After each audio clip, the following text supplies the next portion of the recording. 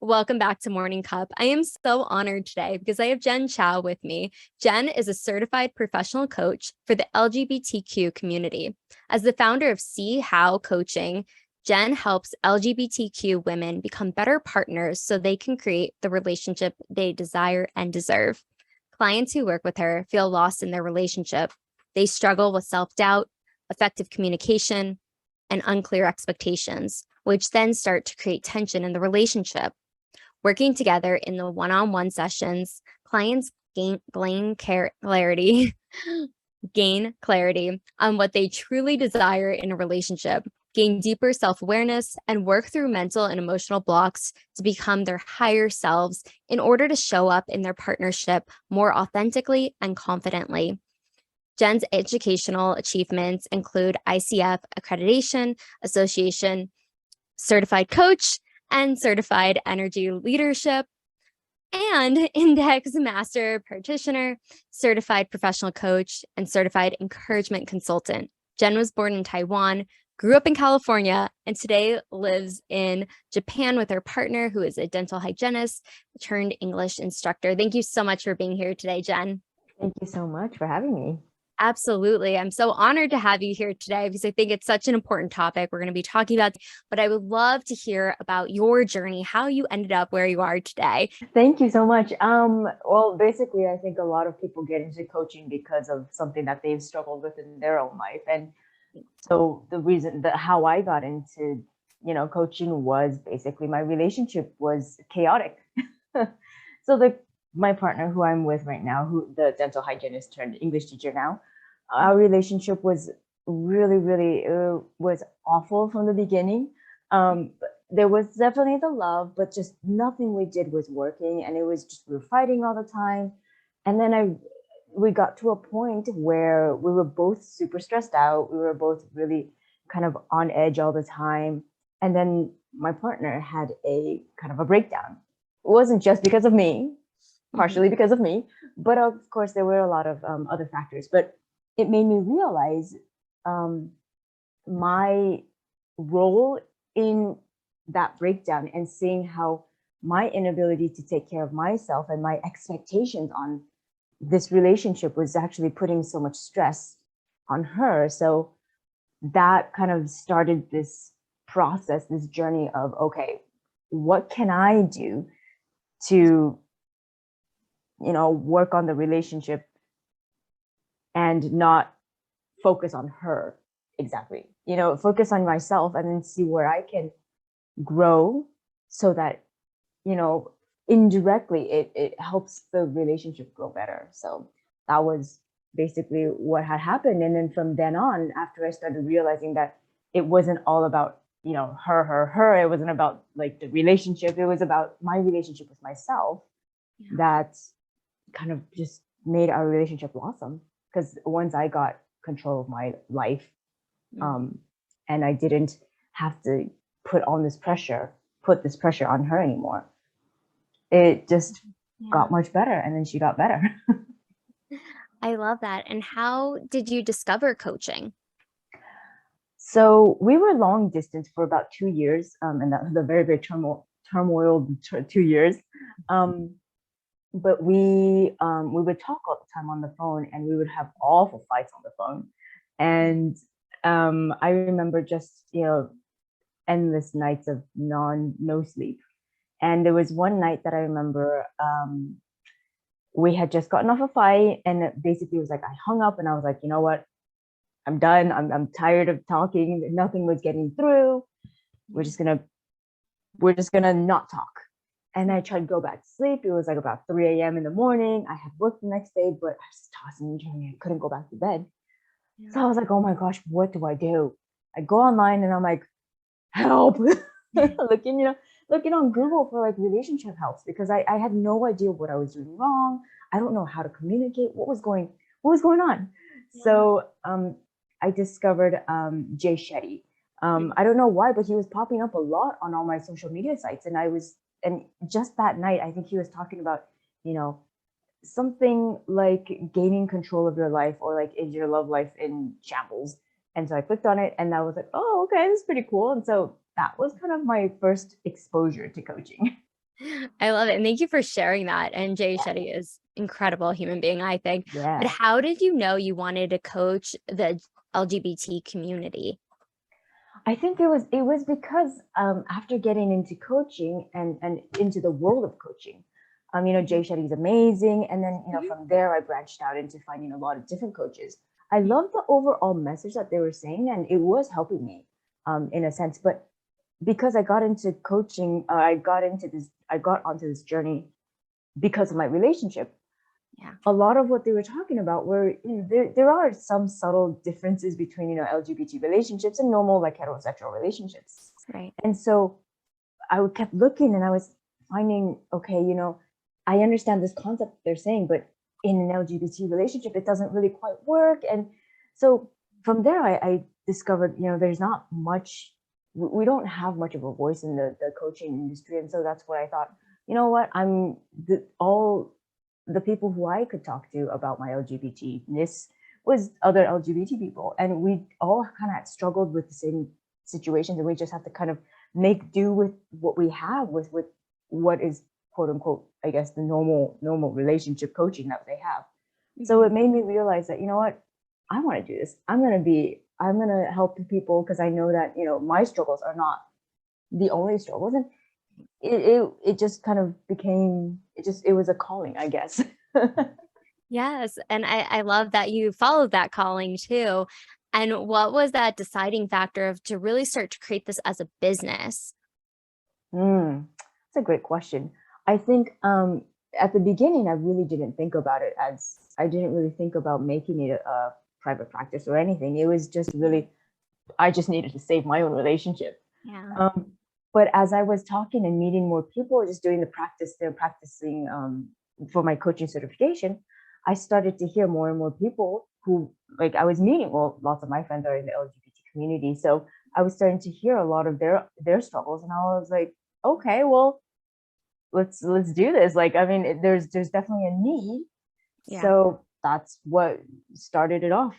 Well, I appreciate you sharing. And you're right. It's not really talked about. Like, I mean, there are a lot of relationship coaches that might Mhm. work within the community, but I think just from your experience too, and being able to go through your own process and now being able to help so many other couples as well. I'm curious, as you started to really build upon your practice, what were some of the roadblocks or lessons learned that you had experienced in the beginning? And now you're like, oh, okay, that was a good lesson. I think it was, for me, um, I think it didn't really, because I've never started my own practice or business before. So I think it's kind of a very general roadblock that many people have, is like, how do I market this? What do I do? Like, um, how do I, yeah, how do I market it to a public? I think a lot of, like, personally, the roadblock that I had was with myself, with this feeling of, you know, the LGBT community is quite small, and I'm in Japan, and Mhm. there's not much representation actually here. And I don't really work with Japanese speaking LGBT community yet. My Japanese is not that great. So um so there was this kind of internal roadblock, thinking, this obstacle that I had with, like, oh, is it actually possible to do it here? Um my time zones are going to be so different, and they are so different from a lot of my clients. Yeah. But how am I going to do that? And so it was a lot of my own struggles with, like, could I really do this? And is marketing this way going to actually work in Japan, where I'm physically at? But if it's online, what's going to get out there? So that was kind of most of the roadblocks, the internal roadblocks. So once I got that out, it was just like, just screw it, let's just do it. And what was that like moment where you're like, okay, I'm gonna just do it? Like what allowed you to get through that? That is a great question. I think I struggled with that feeling for a long time. And a lot of people say, get your own coach, get your own business coach. I had my own coach at that time, Mhm. but my own kind of, like, just personal life coach. And I was really, like, a gung ho about, like, I can do this by myself. I don't need a business coach to help me Guilty. with this. Yeah. um, but finally, I was kind of like running around in a hamster wheel for almost half a year. And then I finally got to a point where I was like, this is not working. And I really don't know, because I was getting less and less enthusiastic. I was getting very nervous, and I was losing, my own motivation, I guess. And then but I feel like the world kind of just answers you, like when you manifest this thing. Because I suddenly, I don't know, I was online and I was on Facebook just scrolling, and then somebody popped up on my just kind of like how Jay Shetty popped up on my social media. But a colleague, or a colleague from my program, from my coaching program, was writing something about marketing she was commenting on someone else's post about marketing. And I just reached out to her and I was like, hey, like, just, she was giving out free pointers and I really liked what she was saying. And so I reached out and I was like, hey, just curious. And she's like, no problem. Like, let's just talk. And then we had a conversation for 30 minutes and I was like, I love this woman. We're definitely working together. Here's my money. Take care of it. But from there, like, I think it just really, like, she really helped just kind of point me through point me to the places that I should go. And it really helped to be able to just talk about things and to get some mentoring as well. And that really was what propelled me. Thank you for sharing that. I know for me, it was like stubbornness. I had a coach right away, but that wasn't like ready yet because I was still figuring out what I was doing. I was stubborn to get help for a while, but I think too, taking that step back, when you're saying, when you manifest something, it starts to show up without you even realizing it. But this woman showed up at the right exact time for you to, okay, this is it. You felt it. It almost sounds like, to me at least, correct me if I'm wrong, in your gut, you're like, yes, this is what I need. And this is like the person who's going to help me. Yeah. And a lot of times, because I think with coaching, what I love about coaching, that they hold you accountable.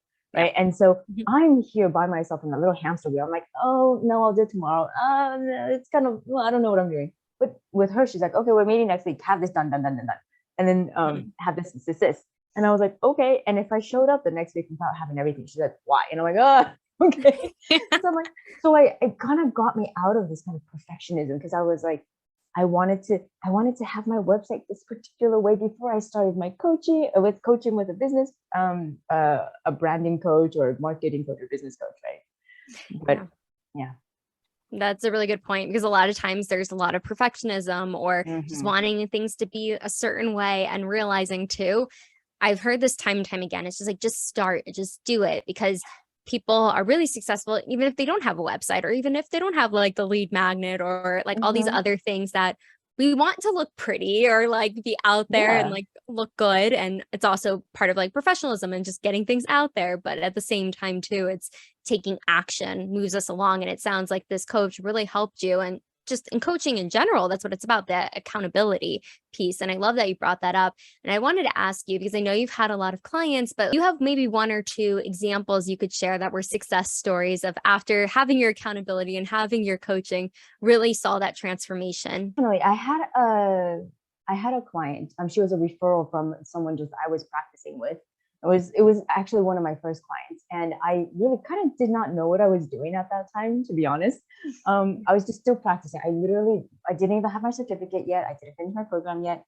But my friend reached out. She's like, hey, I have someone who's really struggling in her relationship, and I was just wondering, because you're interested in doing relationship coaching. Can you help her out? I'm like, sure, okay, I'll take anything. I just need practice. Right. So this client that I had, actually, she was struggling with a lot of things that really, really resonated with me, what I had experienced in my relationship. The whole overthinking. Her partner didn't text her back in 5 minutes, and that must have meant something. And this explosion, and this whole writing an essay text kind of situation to explain yourself.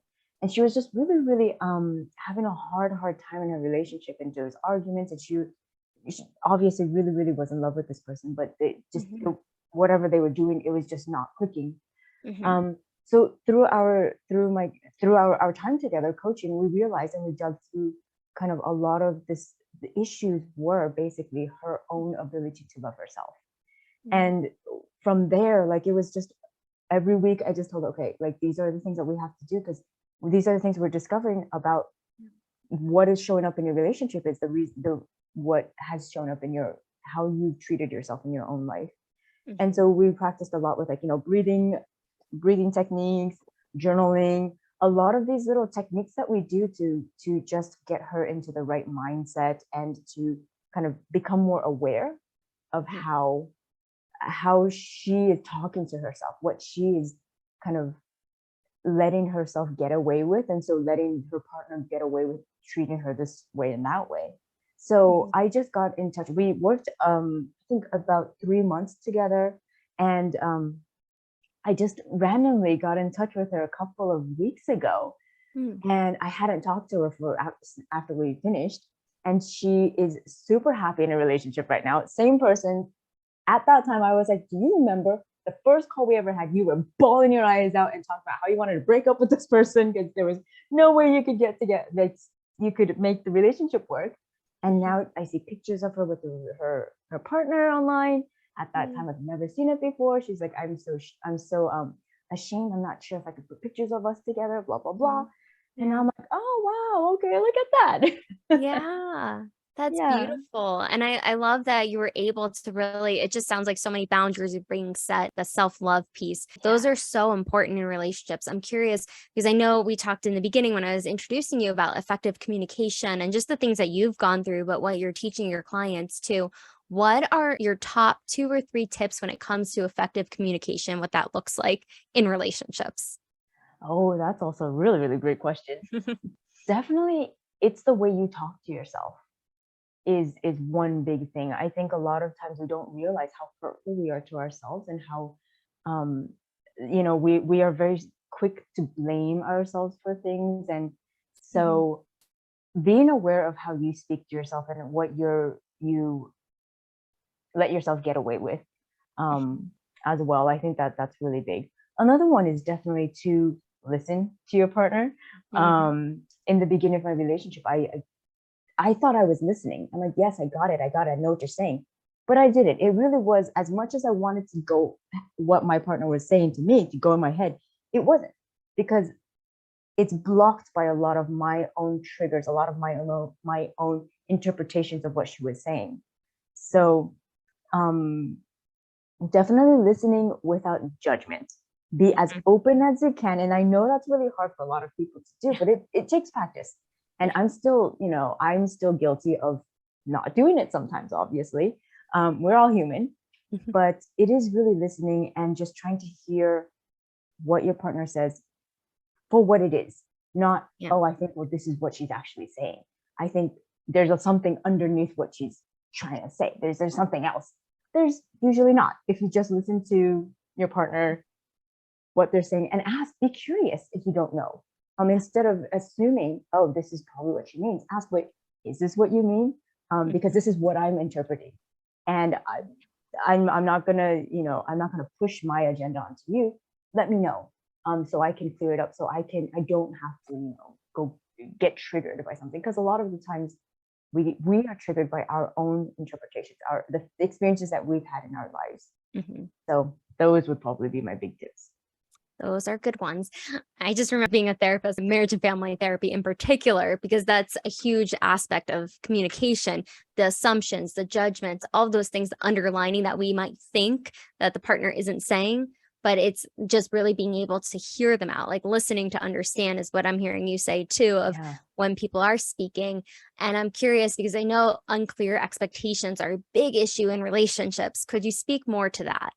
Oh, of course. I had a lot of unspoken expectations in my relationship, which I now realize was what had started the turmoil in my relationship. Was a lot of times I think we're not thrown, but we get into relationships thinking, oh, it's so beautiful. There's so much passion. I just love this person. And it's great. It's perfect.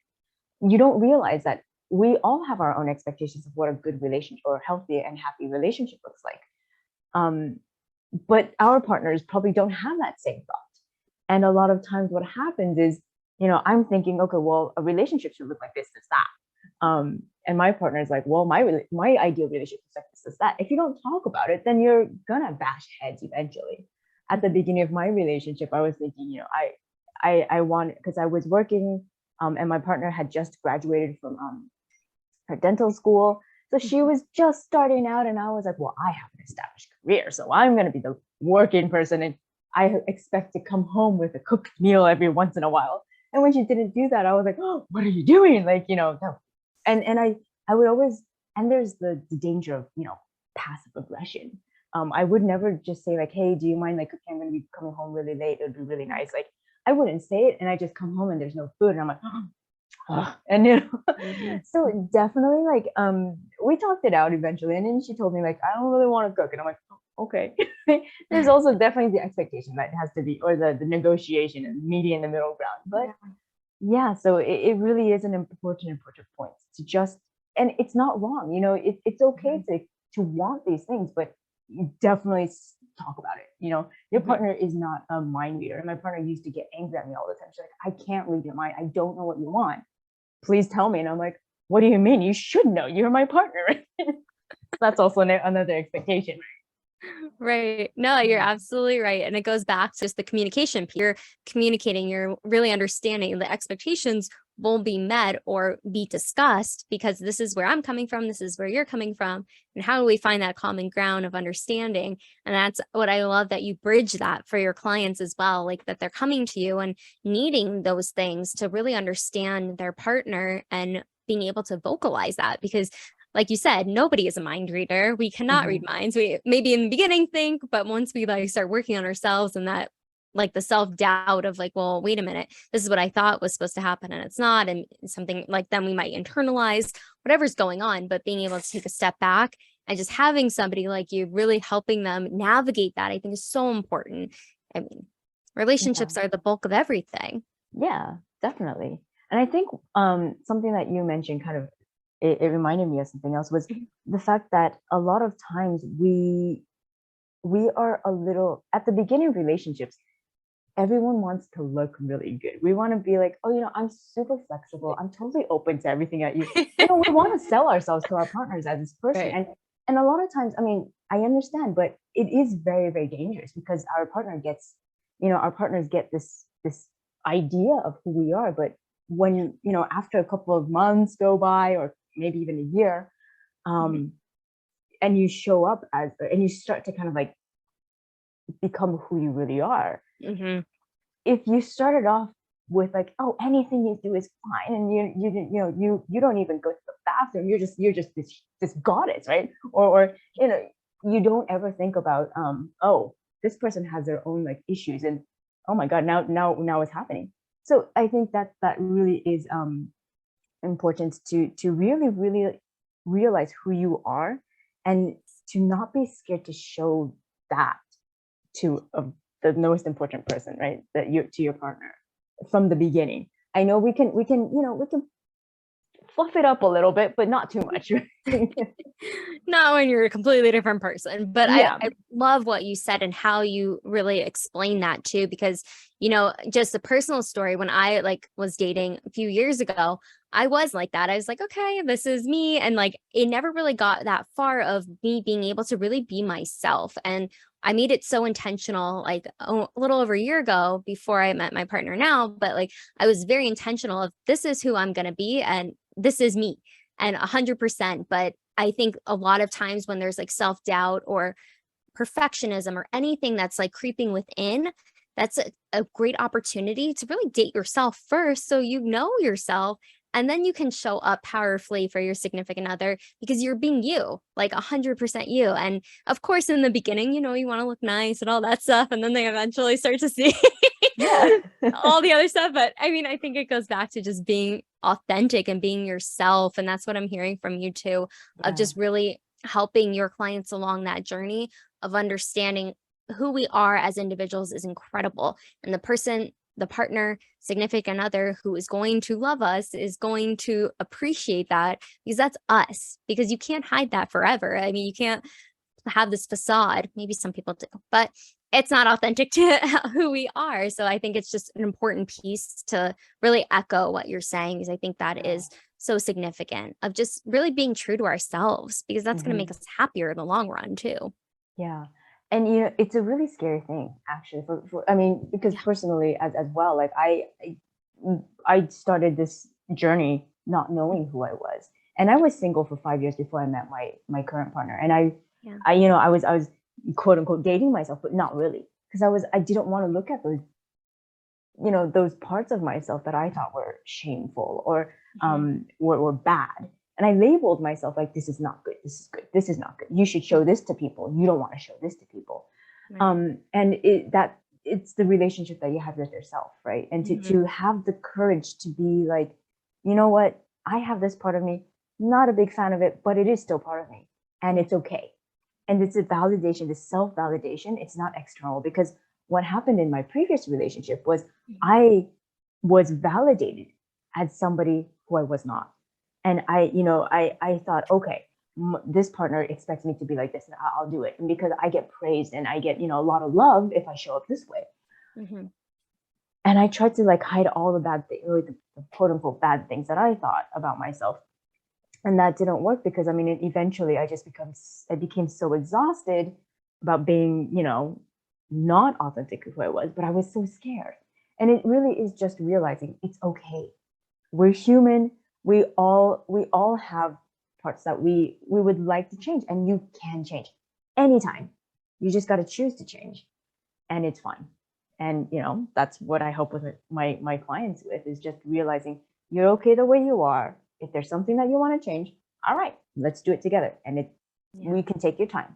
There's no deadline. Yeah, because I think we're always evolving and growing too. And that's part of change. And, you touch on something too, like just when people say they're dating themselves, but not really like working on themselves. And I loved what you said about like the shame piece, because I think what triggered my thought is learning to love those flaws, because we all have them. Nobody is perfect. And I've probably said this a million times by now, but nobody is perfect. If there are, let me meet them. Yeah. But like, because they don't exist. Nobody is perfect. We all have something we've gone through that has shifted us in some way, some form or fashion, but really recognizing that those flaws is what makes us who we are today. We learn from those things that have happened in our past to help us grow. And that's what I'm hearing too from you, just all the experiences you've had. You've been able to have a different lens now to really help those individuals through their relationships. Yeah. And I think that the shame part, the self-shame, it really is very, very big in the LGBT community. Yeah. There's a lot of shame that we have about being who we are, because, I know society is, culture and society is changing, it's evolving, but it's still not to the point of, what we'd like it to be. And there are still a lot of places that, being LGBT is not acceptable. So like even in Japan, they're really chill about it in a way. Nobody talks about it. They'll leave you alone, but nobody wants to say anything. So it's still quite a closeted area. Like you won't have, physical alterations and anything, but I've met a few here who are just, there's so much shame, and it really is the courage and that is a really, really big part that you have to heal within yourself before you go into a relationship. Otherwise, you're looking for that other person to validate and to make you not feel ashamed of who you are. And that doesn't work, because the moment that person doesn't know what you need. Only you know what you need. So yeah, that's a really big part, I think. And I am so glad that you are sharing that and being so vulnerable and transparent, because I think it's, like I said, it's not talked about enough, and just especially within the relationships too. But having somebody who has been through it, has experienced it, every experience is different, but still being able to be a voice for it to echo. And that's why I'm so happy you're on here today as well. Of course, of course. And I'm curious, through your journey of starting your coaching business, what has been maybe 2 or 3 tips that you wish you would have known when you had started your coaching business that you know now? Definitely get a coach, business coach, right? Be kind to yourself and don't think that you've got your crap together. The truth is, we're all starting. Some people have more experience than others in starting, I don't know, business. I had no business background. I had no idea what I was doing. If you don't know what you're doing, get someone to teach you. Get someone, go reach out. Don't be shy. It's okay. And I felt a lot of, at that time, I was very embarrassed, and I was like, I'm going to start a business. I don't know what I'm doing. I don't want to let people know. No, it's okay. Just go out there, ask, and just the more you're out there, the more you ask, the more you're going to be surprised at how many people are willing to help you. Yeah. So that, get a business coach, don't be scared to ask, and just go for it.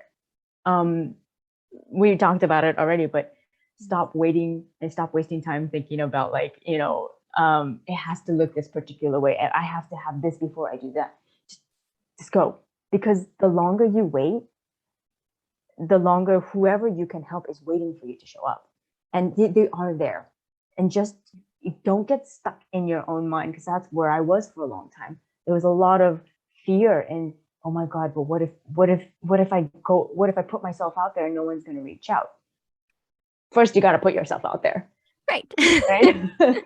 If you're hiding behind, then, it's the same as, being in a closet. If you're going to stay in the closet the whole time, you're not going to find the person that you want to be with.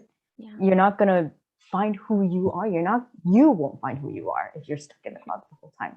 Get out there, be fearless. It's okay. There's a lot.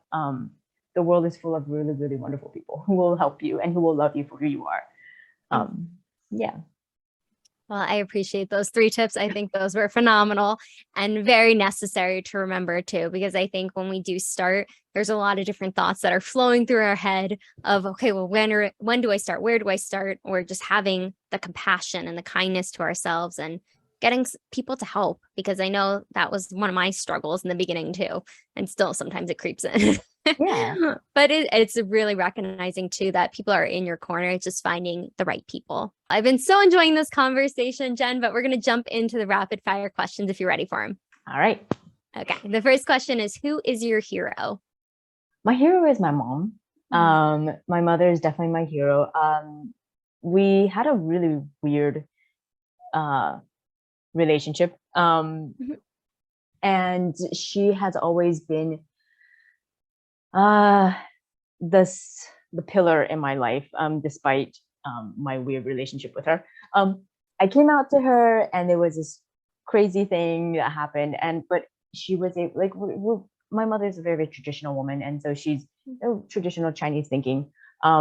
What are you talking about? What is this LGBT thing that you're talking about? And she really struggled with it, but she came around, we talked about it, we worked it out, and she continues to be really, really supportive of my lifestyle and who I am. And she, definitely my hero. Well, I'm so glad. It sounds like an amazing mom. She came around and is really supportive, and that's what it's about. And what motivates you to work smarter? Thinking about what my clients need is really definitely what motivates me. Because I mean, if I don't think about what my clients need, what my clients want, what they are struggling with, then I can be very lazy. Well, it's good that you know what's going on with them then. Yeah. So if you were a superhero, what would be your power or powers? Oh my goodness. Yeah, I've been thinking about this question for a while, actually. If I were a superhero, my superpower, I would love to be able to heal. Not myself. I would love to just, I don't know, have healing powers. And when I was a kid, flying would be great. But now I'm like, we can't fly. We can. I live in Japan. We've got the bullet train that goes quick enough. The closest thing. Yeah, well, it's good enough, right? But I would really love to heal and heal cuts and bruises and stuff, but also probably heal, wounds that we have deep in ourselves. I would love to be able to do that. I think a lot of people walk around with a lot of hurt in their lives. So, ta-da, you're fine. That's beautiful. Yeah. I think that would be a really important one too. What would your superhero power be? I'm curious. Oh, no one's asked me. I would love to teleport. I mean, it's a popular answer on here, but it's mostly so I could just be somewhere immediately. So whether it's see my family because they don't live all close by, all different states. And also I could just go anywhere in the world I wanted because I have my long bucket list of places I want to go still. Nice. So that would be it. And I don't have to wait in lines for the airport. Oh, that is true. So there would be that, and then I could be having lunch somewhere in the mountains the next day or moment, it would just work. Oh, that's nice too. Or I would just be able to grant everybody else's powers too. Oh, that's a good one. I have said that before, but because I'm I wish I could grant all of these, but like a genie. Oh, that would be cool. Right? Yeah. Thank you. Yeah, thanks for asking. Yeah. What is the most daring thing you've ever done? Oh my goodness. I think going on dates was pretty daring for me. Yeah. um, Especially because I'm in Japan and it's not like, booming with people that I can meet. Mhm. Um, at first, I was really, really against online dating. And I'm a very traditional person. I'm like, it has to be somebody that I know, or it has to be a referral from somebody. It's just a friend of a friend, right? Mhm. Otherwise, I don't know. What if they're psycho killers? But basically, I'm stuck in this little island where there's like really no way to meet people. So it was all everybody meets people online. So I was like, okay, I gotta do it now. And so going on dates with the first date that I went on from a person that I met online, I was terrified. I was calling like all my friends, like, I'm going on date at this time with this person. If I don't come back,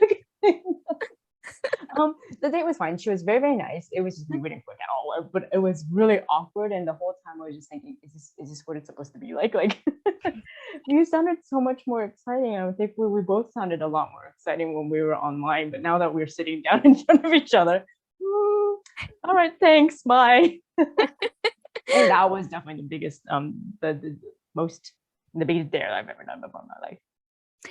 That is very daring. I have to ask though, did you meet your partner online? I did. But I mean, by that time I had already met a couple of people and I was like, Okay.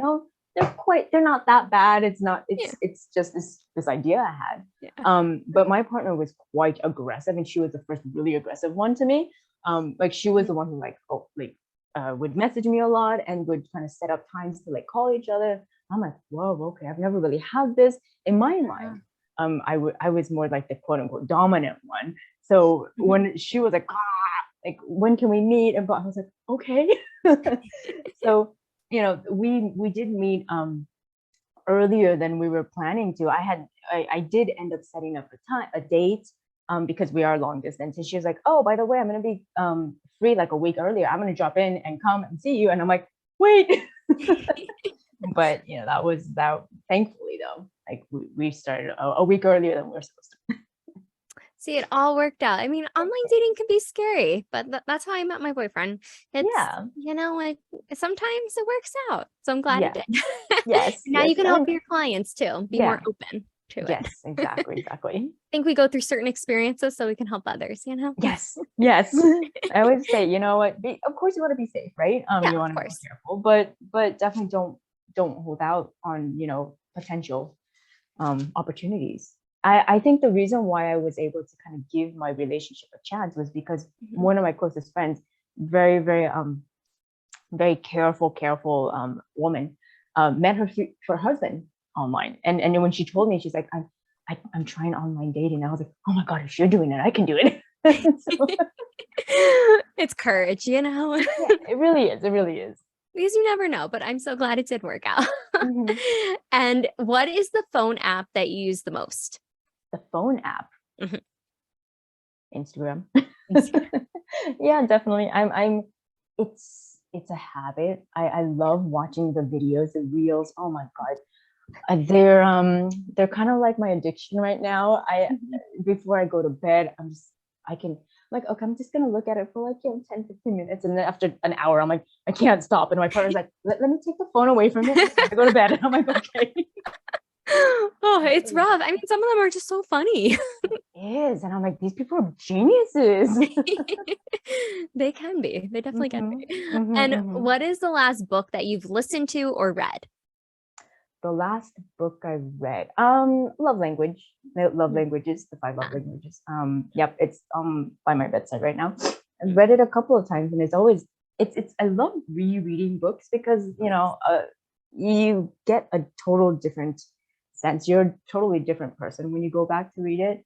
Um, so whenever I go back and I read an old book, I'm like, huh, I did not pick this part up, and I highlight my books. Oh my god, I know, but I I do highlight too. my books and going back and I'm like, oh, why did I highlight that? And I'm like, oh wait, there's another part that I want to highlight. And my books are basically like all yellow by the time I'm done. So But it's also that refresher too. And we might be in different phases of life when we are rereading it. I love to reread, and I know a lot of other people do too. And I think it's just as we evolve, we're still like learning. It might be the same information, but we're just absorbing it different. Just like Yeah. with what we were talking about earlier, expectations, like being able to vocalize those and hear those, and like you're hearing it in a different way sometimes. And it's kind of correlates to what this we're talking about now.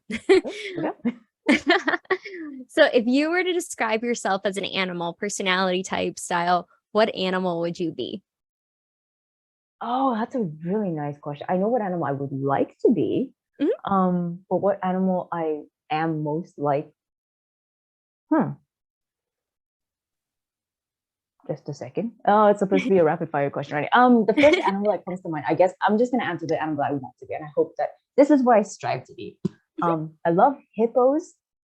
I think I would be a hippo, only because hippos get a bad rep for, like, they're so big and clunky and they don't really do anything. But they're really dangerous animals. I think hippos are like the most dangerous land animal there is. And so my whole thing that I really try to live by is don't judge a book by its cover. It's that might be chunky and clunky and whatever, but deep down inside there's a lot more. So yeah, I think it's really gotta get to know one and before you can judge it, I guess. Yeah, I love that perspective. I haven't heard hippo before, so I like Yeah, it's not really an elegant animal. A lot of people are like, why do you like hippos? I'm like, because they're super cute, first of all, but I mean, they're of this- adorable. yeah, yes. But I think it really is that I just love the fact that there's such a gap between what people perceive and what they really are like. So everyone is like that, right? Everyone is not what you see. I like the depth of that. Mm. So if you have a day off, what is your favorite way to spend that day off? Lounging with my partner. Oh gosh, yeah, I'm not really, this is kind of a new thing for me. I'm quite a busybody. I don't really relax a lot. And my partner is the complete opposite. She's always kind of just on the sofa. The sofa's right there, so that's like she's always like just kind of just laid out there. And I always, when I'm working, I'm looking at like, oh, I would love to be that relaxed. And we've been trying. I'm trying to learn to just kind of not do anything and just kind of flop. So that is recently what I really, really enjoy doing. It kind of just taking it easy, not doing much. I don't have anything planned. We don't have anything planned. Maybe we have like a movie that's like playing somewhere, like just we can listen to it, but we're just kind of like, Yes, I think that's super important. I mean, it took me a while to learn that one, but like just being able to like relax, especially when we're go, go, go, or in that culture, society, how it doesn't stop and we have to stop sometimes. It's important. Yeah, definitely self-care. That's definitely a big self-care point for me. Yeah. Absolutely. Well, I'm glad you're starting to. Yeah. And what's something an outsider wouldn't know about your industry? What is something that I think it definitely what coaching is. A lot of people I think don't really know what coaching is. So coaching is not the same as therapy. I think that's a big one that a lot of people who are coming into coaching or hearing coaching for the first time have absolutely no idea. And if you try to explain to them, a lot of times it is quite common to say, isn't that what therapists do? Like, no, there's it's quite similar, yes, but there are very, very different. Yeah, there's definitely differences. So I think that would be the big thing. That's an important thing. Differentiation between the two. Yes. And Jenn, where can people find you, hire you? We're going to link everything below in the description, but if you could let us know too. Oh, thank you so much. My website at chowcoaching.com and Instagram. I have an Instagram as well at chow_coaching. Chow, CHOW, like dog chow and puppy chow and things like that. Definitely my website and my Instagram is where I'm usually on the most. Perfect. Well, thank you so much, Jenn, for coming on and just sharing your vulnerability, being so transparent of your journey, but how you're really helping so many individuals within their relationships, especially the LGBTQ community. I think it's really important to highlight and just recognizing too that everybody's relationships matter and to being able to start with a relationship with ourselves first and moving into with our partners. But thank you again for coming on today and sharing. Thank you so much for the time. I really had fun. Thank you so much. I did as well. Thank you so much. And make sure to like, subscribe, comment below. What was the biggest takeaway from Jenn? I'm sure she would love to see that comment. So make sure you leave it, and we'll see you on the next video.